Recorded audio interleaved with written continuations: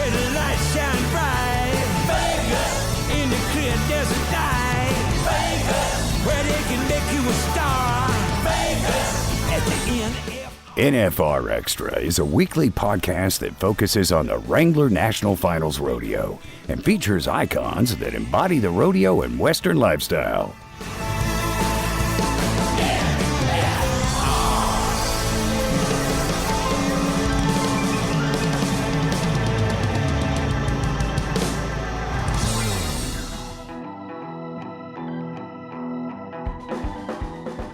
But we want cowboy hats in here. We want people to stay here and feel like they're wanted when they come to this city, even though they may not go to the rodeo.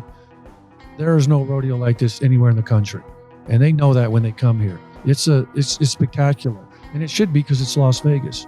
And I'd give all the credit to Pat and their team because we push the envelope.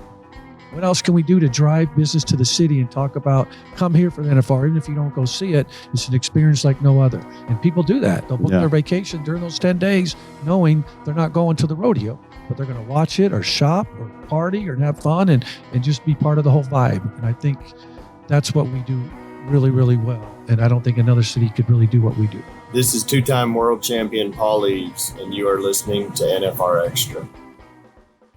This is going to be an action-packed episode because we have one of the stalwarts here in Vegas with us. I'm joined by Brylan Bentley and Steve Godert.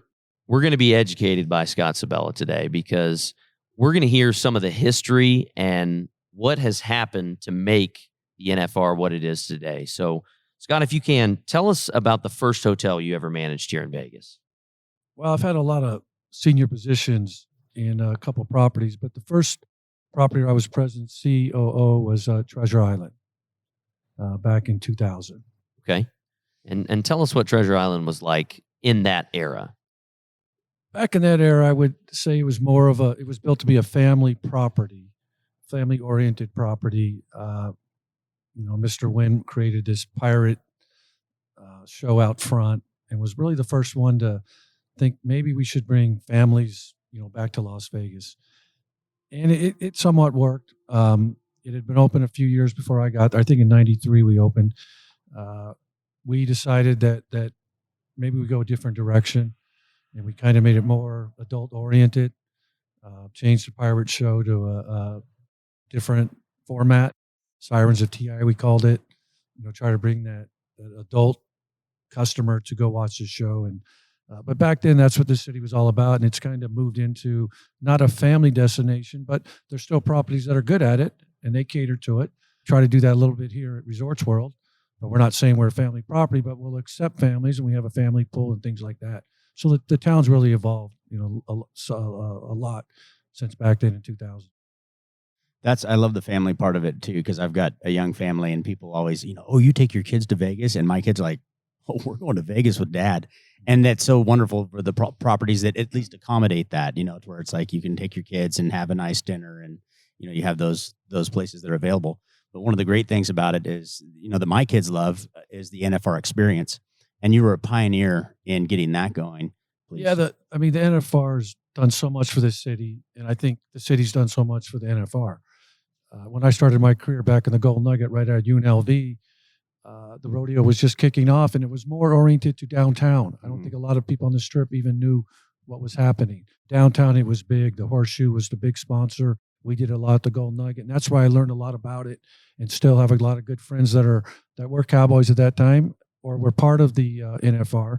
But that's where I really got introduced to it, and again, it was downtown. And then back in, I would say, the late 90s, 2000s, when we started bringing it more on the Strip and realized that we're not going to lose the rodeo. We brought it during the time when we really need it in December. Yep. And how can we just engage them to do more? You can only get so many people in Thomas and Mack. So it probably started in the early 2000s with all the properties getting involved and doing more than just sending people to the rodeo. And that's what we started the Treasure Island in 2000. Was there an initial vision when you began working even at the Golden Nugget stage on how this event would evolve? I guess the vision that we experienced was how much fun people have when they come to Las Vegas for this event. So it was before they went to the rodeo. When they came back from the rodeo, there was just so much excitement and energy throughout the property, and you could just feel it downtown everywhere you went. But again, it really didn't make it to the Strip back when it first started. So we always thought if we could just create more of that, and then Pat put it together where you could actually watch it at the properties. Back then you had to go and you couldn't watch it, live. Yeah. So we took advantage of all the things that we could do with the NFR and the PRCA to make the event bigger and bigger. And then all of a sudden you have Cowboy Christmas and all the shopping, and then you have all the concerts that everybody puts on, and then you have the viewing parties, and then after the viewing parties, it just became a great 10 days of how can we bring events to create more people in Las Vegas. And I think today there's times when 150,000 people will be here, but only 16 or 18 are going to the rodeo. To the rodeo, yeah. So did the viewing party come out of necessity? I mean, how did that idea come about? Yeah, I think it was to the point, how can we get more people to the rodeo? And we couldn't, Mm-hmm. but what else can we do? So let's show it live. And that's when we would offer to all the properties on the Strip. And most of them took advantage of it and would have a viewing party set up in a ballroom or in a theater or whatever it may be. And today, that's still the most popular thing that happens during the rodeo during those 10 days.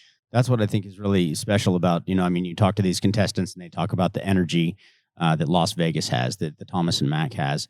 But, when they were in Texas, it was like you could put as many people in you want and you still didn't sell it out. And there's a lot of people that went, but you kind of lost that intimate setting. And, it's almost like the supply and demand where like, hey, there's only 16, 20,000 people that can go and actually watch it. So it's almost like, oh man, that's so cool. But I like being here so I can watch it. And, I can go and I don't have to stand in line and everything. So it really does make an accommodation for people that want to watch the rodeo, but don't want to have to travel back or don't want to go whatever. So. Yeah, absolutely. And then the other thing, and you're seeing it now in this city more when it comes to anything we do, everything is in our backyard. Mm-hmm. So you may not be able to go to the rodeo, but you can easily go shopping during the day, or you can go to a show at night. The other cities will never be as good as us because of how the city's built here. And you see that when we just had the draft, and you saw that when you're going to see that during Super Bowl. You'll see that during F1. This city was built that way, and we're the best when it comes to holding those type of events.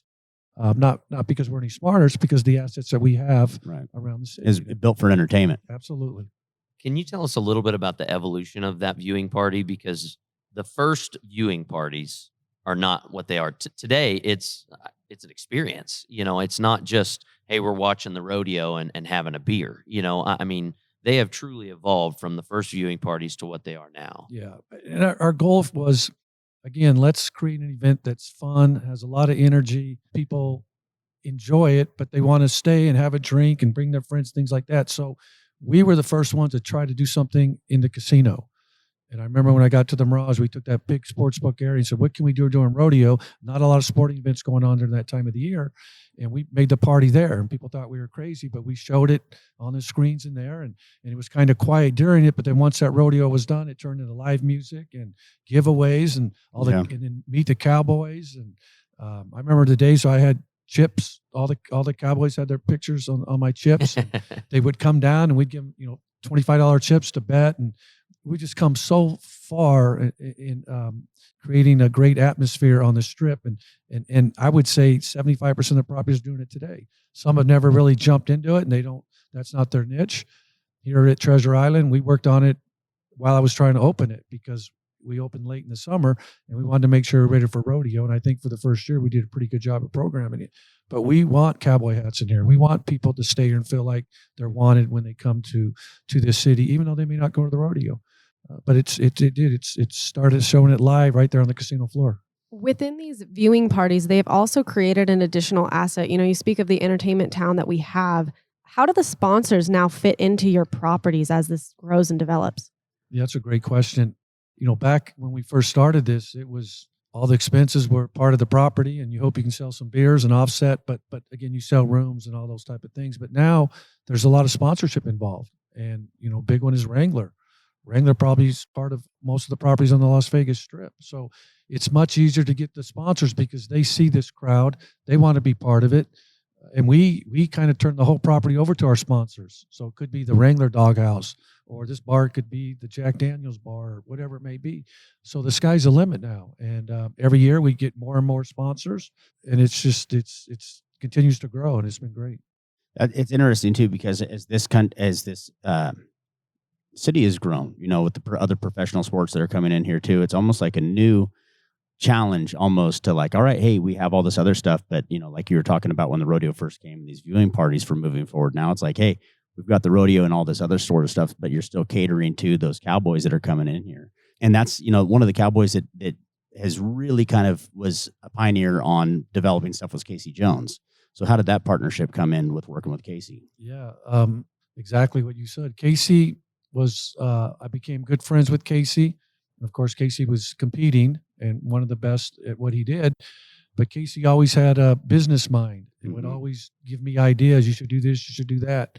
So one day I said, Casey, why don't you partner with me? You know the in and outs. We're still learning, and we'll do something together. And it was a perfect relationship because Casey, again, knows everybody. He knows what they want, how to do it. And he became our partner and helped program the Mirage. And I believe he's still there today. I'd love to bring him over here, but they locked him up for a little while. and it's been great because Casey was a great cowboy. He's also a good businessman and doing well in a number of different things. He's an entrepreneur. But Casey, did help put that on the map and helped what we did and it gave other properties ideas. So everybody was kind of doing what we're doing. And then they all found their own Casey. Yeah. And this year, Trevor Brazil's going to be working with us. Trevor will be my ambassador here at Resorts World and working with us throughout the year.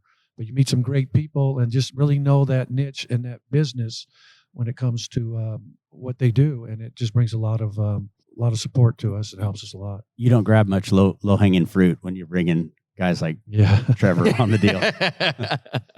Well, I mean, you're trying to bring one of the best, and you can't find a better human being than Trevor to do that.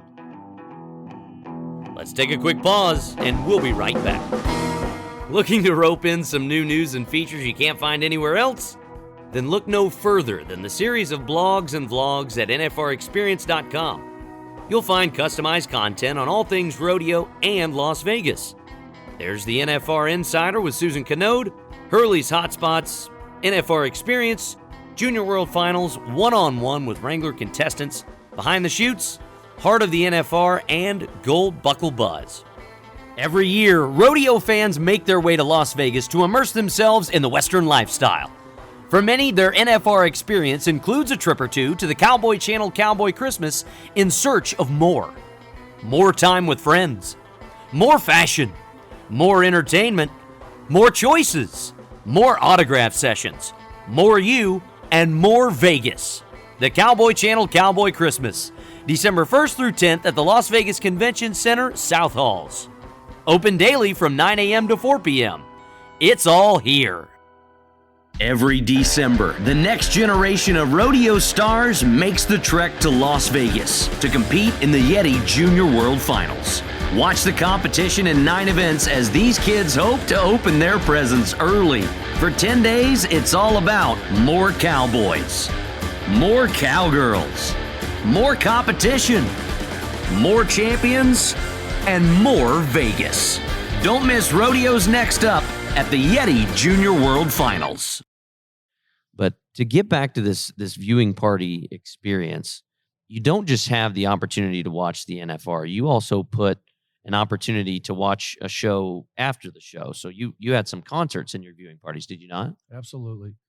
So again, once you had a big party at the viewing party, people are watching the rodeo, and then once it stops, once it's over, then the music starts, and it could go till wee hours in the morning. And we had good acts. Mm-hmm. So back then it was try to get some acts that are up and coming that people recognize. Right. The other thing we learned is not everybody that goes to the rodeo wants to listen to country music. Right.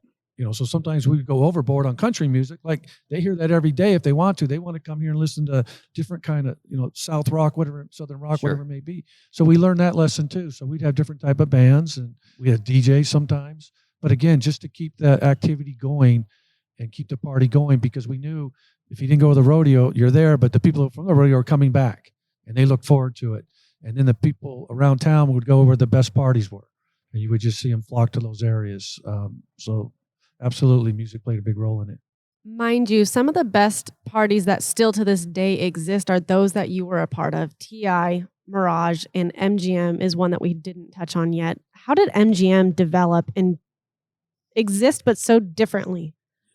And that's, MGM's a really good story, because when I left the Mirage to go to the MGM, it was their second year, and they were trying to do what we were doing. And they had a great plan to go after all the champions. So we just kind of went along with that, and I liked the idea. And they were going to do it up in a ballroom, and kind of convinced them, you don't want to leave that casino floor unless you can't find anything. So we found the back of the casino, back in the sports book, and created the same thing the MGM did. And there's enough to go around during that time of the rodeo. So we sponsored all the champions, previous champions, champions today, and that was our niche. So everybody would come down, have a great time, did everything we did at the other properties. But again, the champions were there, so you get to meet them. And they want to, these guys are big celebrities. We may not know them as well, but everybody that comes to the rodeo knows who they are, comes in town. So when they see them, it's great. And it's great having them as their presence. And MGM today still does it.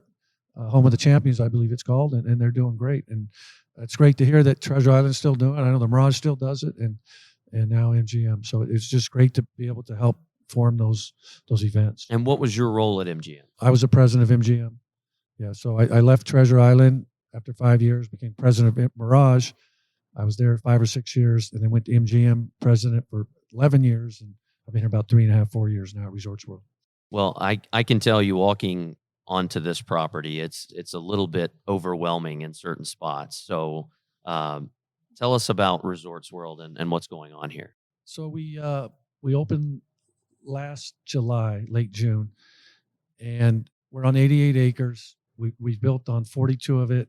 Phase 1 is completely done. Everything's open. Things are going great. Every month we gain more and more momentum. But what I tell people is I'm looking more forward to what I can do with the other 42 acres.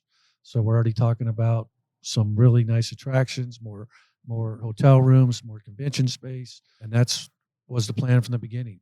The property was built that way so we could just integrate whatever we built into it, and just kind of put the puzzles together. And that's what we're working on now. But it's been great since opening. The boring tunnel will open in the next couple of weeks. So our convention guests, go downstairs, jump in a Tesla car. They'll be there in less than 40 seconds. First property and only property on the Strip. 40 seconds. So it's been great. It's been tough opening during COVID, but it's great to see the conventions are coming back. And once I get people to see the property, they just fall in love with it. And we know we're on the north side of the Strip. It wasn't going to happen overnight, but I can happily say that we've been positive cash flowing since day one. So we're still ramping up, but we're making money. So it's been a great 9 or 10 months so far. Well, that's good to hear. It's hard to talk about this property and explain what the experience is when you walk in. And as Andy talked about, like, it's a little bit overwhelming to where it's like, oh wow, there's a lot of stuff. But I mean, you go through like the famous food street there with, they have, do you want Mexican? Do you want barbecue? What do you want? That's great. I mean, the amenities that you have here are first class all the way and second to none. But the ambiance that this place has with the LEDs, like I think you said, there's more LEDs in here than probably the rest of Las Vegas, it seems like. But to see how beautiful this place is, and it's like you can come here with your friends, you can come here with your wife, and it's going to be one of those just all around covering all the bases. So what, if you can, please tell us NFR experience that you have for Resorts World. So thank you for those kind words on the property. Last year during the rodeo, as I mentioned, I think we did a really good job. We programmed it really well. This year, we're going to take it to the next level. I want the entire place to feel like it's part of the NFR. And the good thing about Resorts World is we report to a board, but we kind of make the decisions here. We have a lot of support, so we can basically do anything we want. And as you mentioned, we got a lot of LED here. So we're already talking about doing some cool things on the LED screen, maybe showing the rodeo. Oh, wow. LED screen, but just not programming Doghouse, but programming all the different bars and programming everything possible so customers feel, comfortable. And I'm really excited now that we'll have the boring. So our guests can go right get in the cars and go straight to the shopping. So again, it's just as much as we can possibly do them, but we really gained a lot of momentum from last year, and we've already people calling us to do more with us. So sponsors and rooms and things like that. But we're going to keep doing as much as we can as to make it big for the NFR. You've been on the LVE board and the NFRC for 12 or so years. How has the NFR evolved in Las Vegas? It's been here since 85. You've been involved. What are some of your key points that you think have stood out here in Las Vegas? I would say the reason why everything we talked about is important, but when it comes to rodeo itself, there is no rodeo like this anywhere in the country.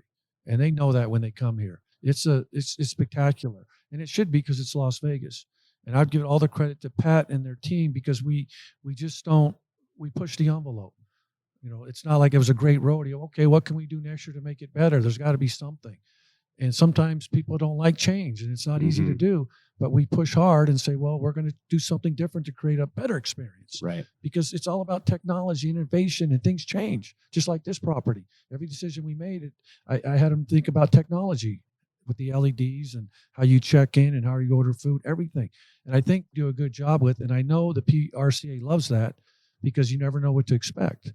And Pat's team continues to, again, push the envelope and what can we do differently, and it's working because you never know, and it makes it show better and better. And then we do a lot of things like this.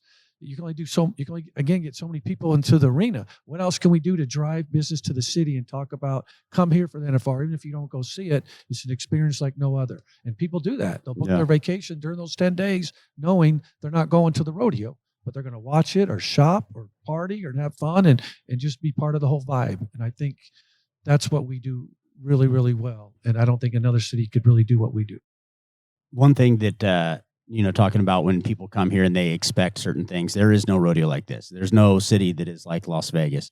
And, when every year in December you come down here and I'll never forget my first time walking in to Las Vegas for going to the NFR, never been there. And it's like when you walk into, one of those hotels properties, the Treasure Island, Mirage, MGM, that you have put your fingerprints on, you walk in and the rodeo is in town.